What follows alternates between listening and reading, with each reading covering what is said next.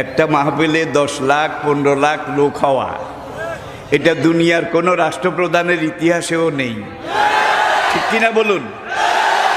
আর একজন রাষ্ট্রপ্রধান যখন কোনো এলাকায় যায়, সেখানে রিজার্ভ গাড়ি দেওয়া হয়, জায়গা জায়গা থেকে গাড়ি প্রেরণ করা হয়, সার্ভ করা হয়, তাদেরকে ভাড়া দেওয়া হয়, খানা দেওয়া হয়, গরু জবাই করে একবারে মোরগ মুসাল্লাম বিরিয়ানি এগুলো দেওয়া হয়। তারপরে যাওয়ার সময় আবার কিছু নগদ হাদিয়াও দেওয়া হয়।